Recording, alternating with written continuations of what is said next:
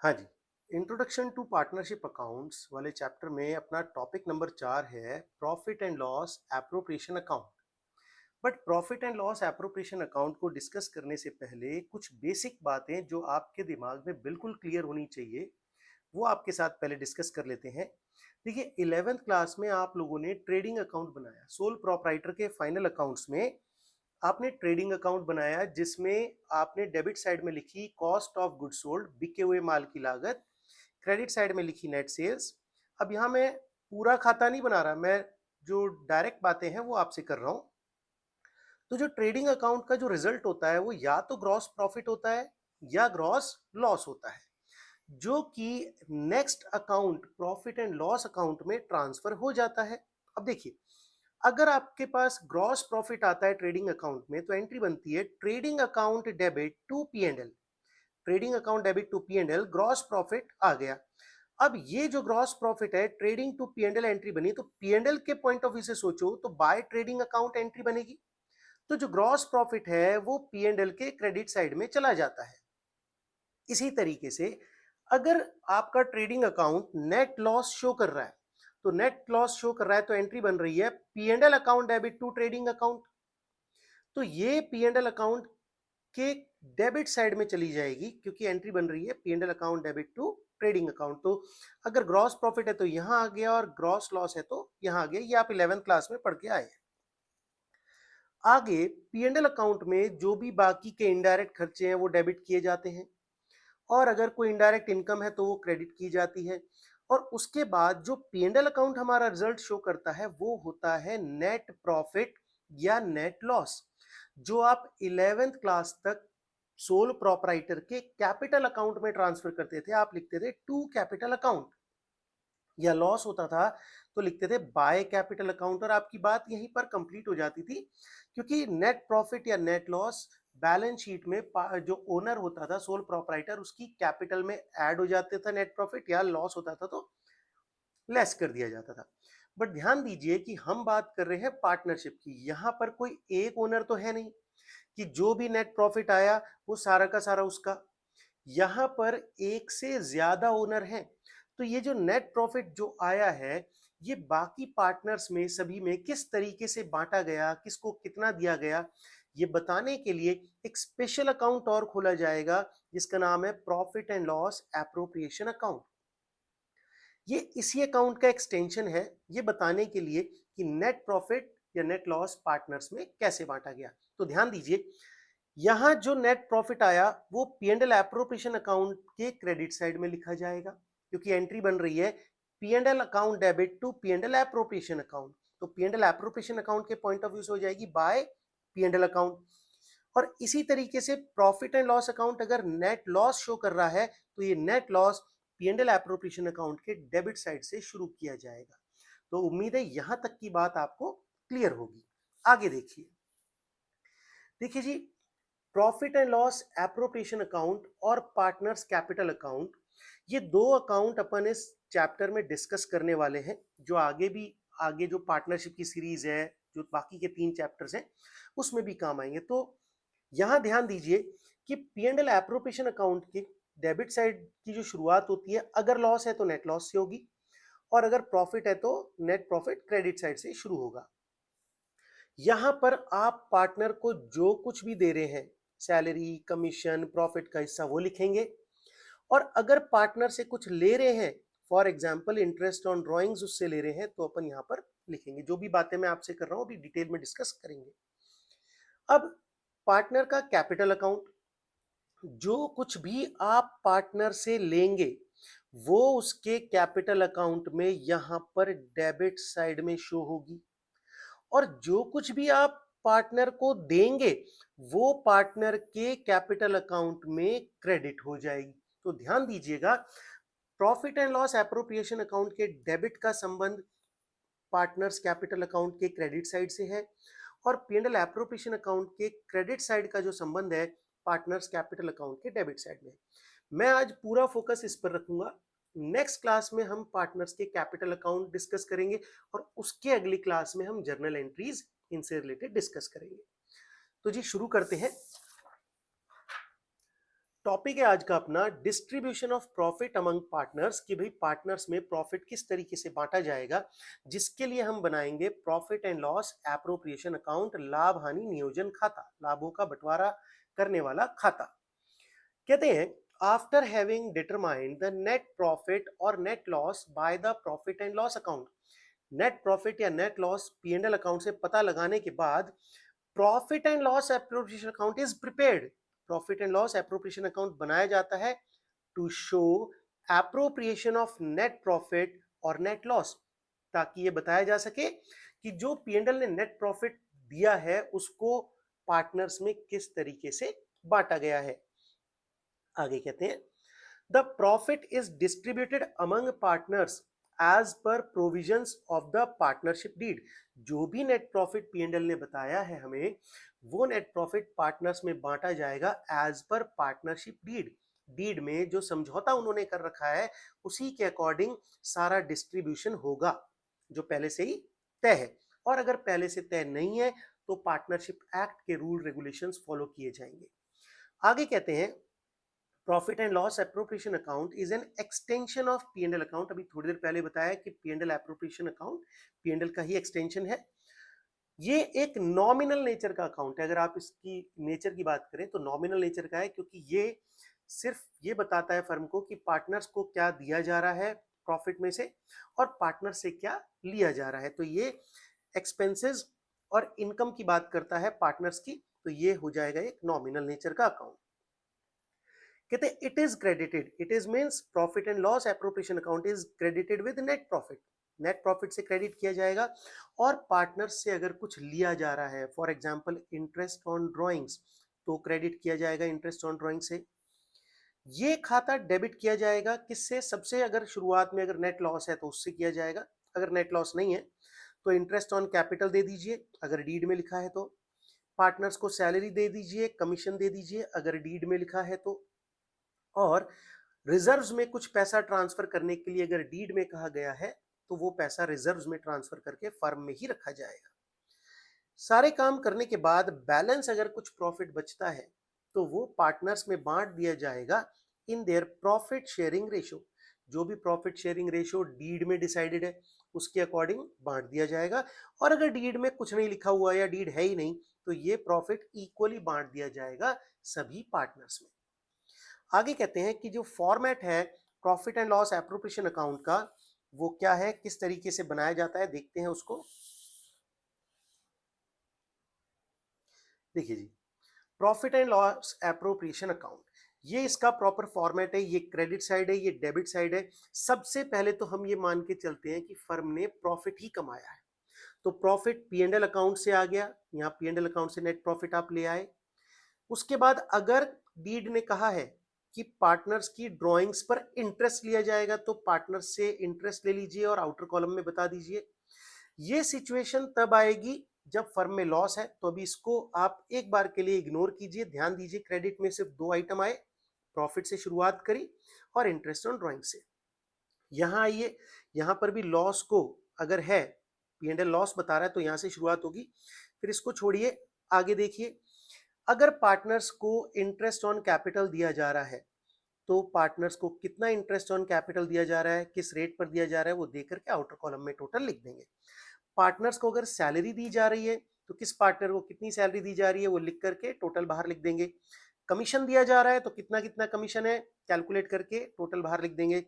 अगर फर्म कुछ पैसा रिजर्व में रखना चाहती है पार्टनर्स को बांटने के बजाय, तो वो रिजर्व्स का हिस्सा भी कितना होगा यहाँ बताया जाएगा। और रिजर्व लिखने के बाद कुछ भी अगर बचता है प्रॉफिट तो वो पार्टनर्स में बांट दिया जाएगा in their profit sharing ratio. तो बैलेंसिंग फिगर से पता चल जाएगा कि कितना प्रॉफिट या लॉस आया है। आगे कहते हैं कि अगर लॉस आया, ये साइड में डिफरेंस आ रहा है, तो वो लॉस होगा, वो पार्टनर्स में बांट दिया जाएगा, बट लॉस के चांसेस कम ही रहेंगे। आप यहां से इसको हटा दीजिए, इसको हटा दीजिए, मान के चलिए प्रॉफिट है, इंटरेस्ट लिया और ये सारी चीजें बांट दी, बचा हुआ प्रॉफिट उनके प्रॉफिट शेयरिंग रेशो में बांट दिया गया। आगे देखिए,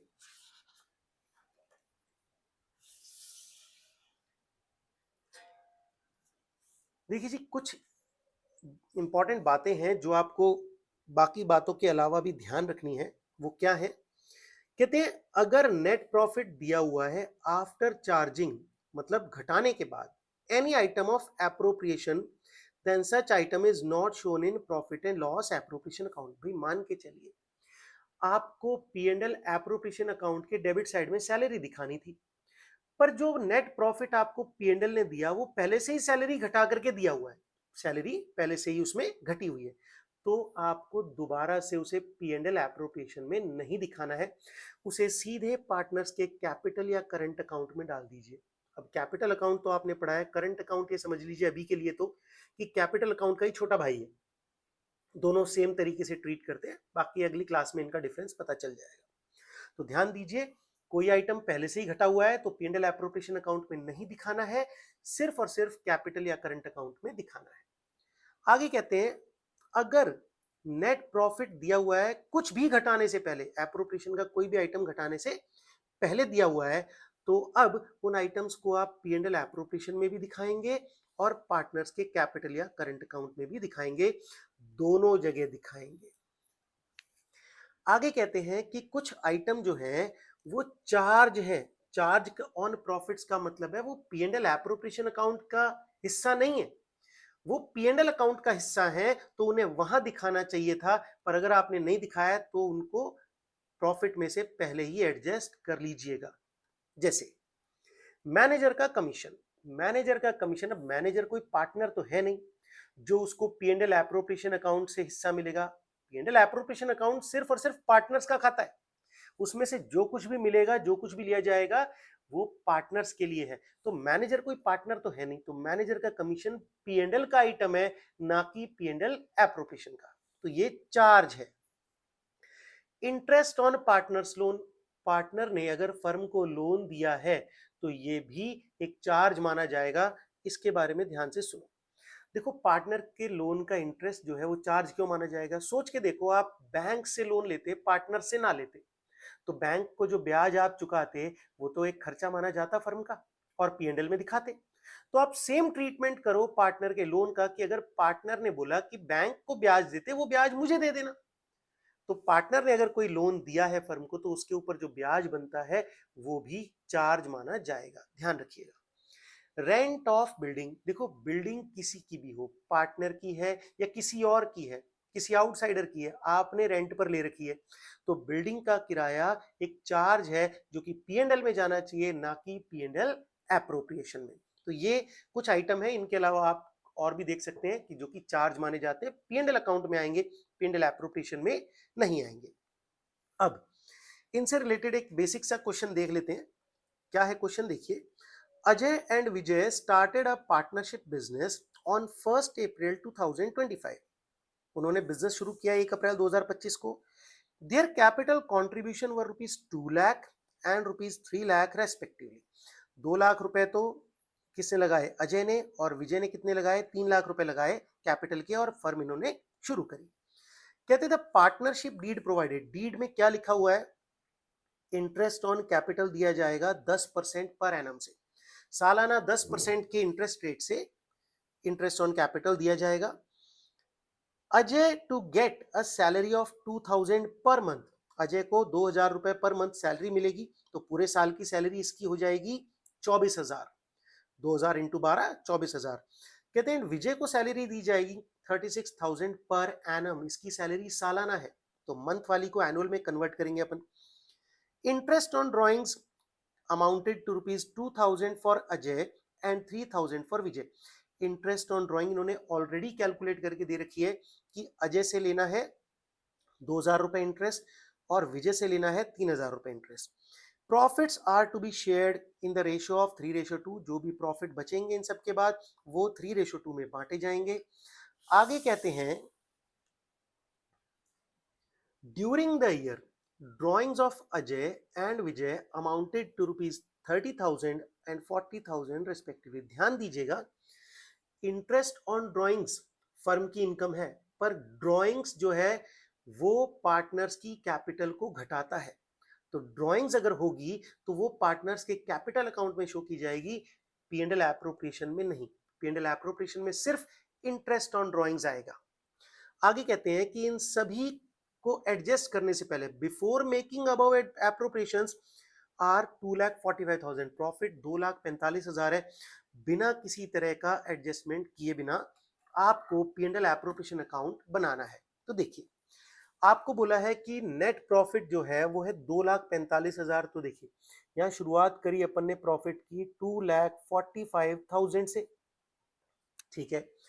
इंटरेस्ट ऑन ड्रॉइंग्स क्वेश्चन में बताया कि अजय की इंटरेस्ट ऑन ड्रॉइंग्स है 2,000 रुपए और विजय का इंटरेस्ट ऑन ड्रॉइंग्स है 3,000 रुपए, ठीक है जी। और दोनों का मिलाकर के इंटरेस्ट हो गया 5,000 रुपए। तो क्रेडिट साइड में आने वाले यही आइटम है। तो 2,45,000 प्लस 5,000, 2,50,000 हमारे पास है पार्टनर्स में बांटने के लिए, ठीक है जी। अब कहते हैं इंटरेस्ट ऑन कैपिटल। कैपिटल देखिए अजय ने कैपिटल लगाई थी 2 लाख रुपए की, तो 2 लाख रुपए की कैपिटल पर अजय को 10% इंटरेस्ट मिलेगा। तो ये बनता है 2 लाख का 10% 20,000 रुपए। तो 20,000 रुपए इंटरेस्ट ऑन कैपिटल अजय का। विजय ने कैपिटल लगाई है 3 लाख रुपए, तो 3 लाख रुपए का 10% बनता है 30,000 रुपए। तो दोनों का इंटरेस्ट ऑन कैपिटल बनता है 50,000 रुपए। ये अपन ने आउटर कॉलम में मेंशन कर दिया। पार्टनर्स की सैलरी की बात करें तो अजय को दी जाएगी 2,000 रुपए पर मंथ सैलरी, तो 12 महीने की सैलरी हो जाएगी 24,000। और विजय की सैलरी तो 36,000 पर एनम दी ही हुई है। तो इन दोनों का जो टोटल हो जाएगा वो हो जाएगा 60,000, 60,000 रुपए, ठीक है जी। अब देखिए और कुछ तो डीड ने कहा नहीं है। तो टोटल 2,50,000 रुपए में से 50,000 रुपए चले गए इंटरेस्ट ऑन कैपिटल में, तो रह गए अपने पास 2 लाख रुपए। 2 लाख रुपए में से 60,000 रुपए की आपने सैलरी बांट दी, तो रह गए आपके पास 1,40,000 रुपए, 1,40,000। अब ये 1,40,000 का जो बैलेंस है आपके पास, ये आप प्रॉफिट शेयरिंग रेशो में बांट देंगे and profit sharing ratio is 3:2। तो अजय को आप देंगे 1,40,000 का 3/5 शेयर, जो कि बनता है 84,000। इसी तरीके से विजय को 1,40,000 का 2/5 शेयर दिया जाएगा, जो कि बनता है 56,000 रुपीज। तो इस तरीके से प्रॉफिट को 3:2 में बांट दिया गया और टोटल डिस्ट्रीब्यूशन किस तरीके से हुआ है वो आपको दिखा दिया गया है। तो जी बाकी की चर्चा कैपिटल और करंट अकाउंट की अपन अगली क्लास में करेंगे। ओके।